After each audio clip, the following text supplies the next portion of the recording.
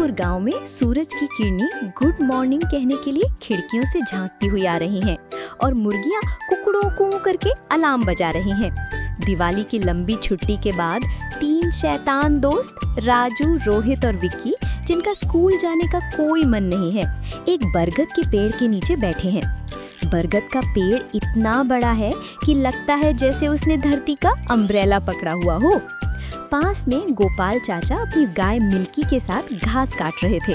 Milky कभी कभी मूं करके उनकी बातों में शामिल हो जाती थी। अरे यार, एक बात सोच, राजू ने अपनी आंखें ऐसे बड़ी की जैसे उसमें चांद तारे भर गए हों।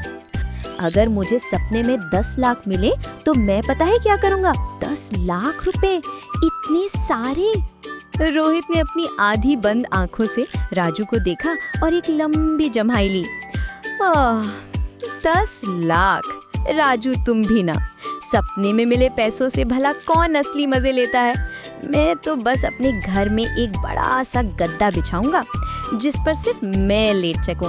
फिर उस पर चॉकलेट, आइसक्रीम, चिप्स और पता नहीं क्या क्या रख लूंगा और बस खुर खुर करता रहूंगा। राजू ने मुंह बिचकाया। अरे रोहित, तुम तो असली आलू हो। मैं तो 10 लाख मिलते ही दुनिया के चक्कर लगा दूंगा।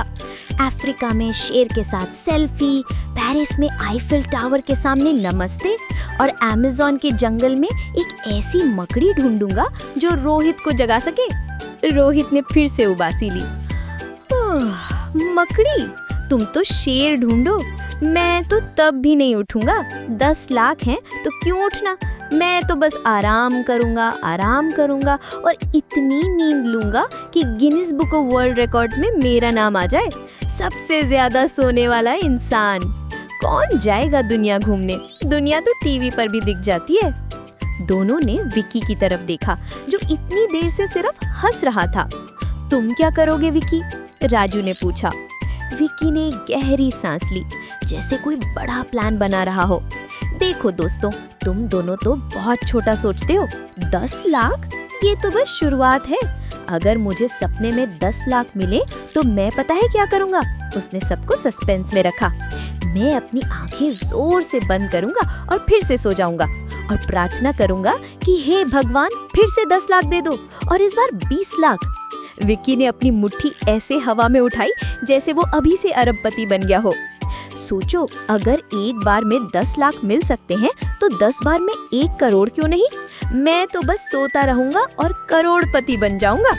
फिर मैं एक ऐसा स्कूल खोलूंगा जहां सिर्फ लंच ब्रेक और खेल का पीरियड होगा। राजू और रोहित खिलखिला उठे। हंसते हंसते सभी लोटपोट हो गए। मिल्की भी मुंह करके अपनी सहमति जताने लगी। गोपाल चाचा, जो अब तक चुपचाप सुन रहे थे, अपने लठ पर हाथ रखते हुए उनके पास आए। अरे मेरे सपनों के सौदागरों, तुम तीनों तो कमाल करते हो। उन्होंने प्यार से विक्की का सिर सहलाया। विक्की, तुम्हारी तो लॉटरी लग गई, सोते सोते करोड़पति। गोपाल चाचा ने आगे कहा, देखो बच्चों, तुम्हारा मन कितना जादूगर है। ये जो तुम सपने देख रहे हो, ये जो बातें कर रहे हो, ये सब तुम्हारे मन की ही तो कल्पना है। राजू, जब तुम दुनिया घूमने का सोचते हो तो तुम्हारा मन तुम्हें हवाई जहाज में बिठा देता है। रोहित, जब तुम सोने का सोचते हो तो तुम्हारा मन तुम्हें मखमली गद्दों पर सुला देता है। और विक्की, तुम तो अपने मन से ही 10 लाख को 20 लाख बना लेते हो। गोपाल चाचा ने एक गहरी सांस ली। ये जो तुम्हारा बचपन है ना, ये खुद एक बड़ा सपना है। यहाँ हर दिन नया एडवेंचर है, हर बात में हंसी है। तुम्हें किसी 10 लाख रुपए की जरूरत नहीं है, क्योंकि तुम्हारे पास तो तुम्हारी कमाल की कल्पना है। वो कल्पना जिससे तुम कुछ भी बना सकते हो, चाहे वो दुनिया की सैर हो, मीठी नींद हो या करोड़ों रुपए कमाने का सपना। बच्चों ने चाचा की बात सुनी और एक दूसरे को देखा। राजू ने सोचा, हाँ, दुनिया घूमने का सोचकर भी तो उतना ही मजा आ रहा है। रोहित ने आंखें बंद की और मुस्कुराया। अच्छा, तो मैं अभी से अपने गद्दे पर हूँ। और विक्की ने फिर से आंखें बंद कर ली, शायद एक और करोड़ का सपना देखने के लिए। गोपाल चाचा ने हंसते हुए कहा, चलो बच्चों, अब सपनों से बाहर आओ और असली दुनिया में आओ।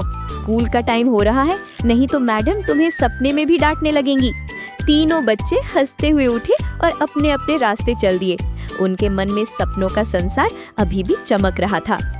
अगर आपको हमारी कहानियाँ पसंद आती हैं तो प्लीज लाइक, सब्सक्राइब और दोस्तों को शेयर करना न भूलें। मिलते हैं अगले वीडियो में एक नई कहानी के साथ। Bye bye.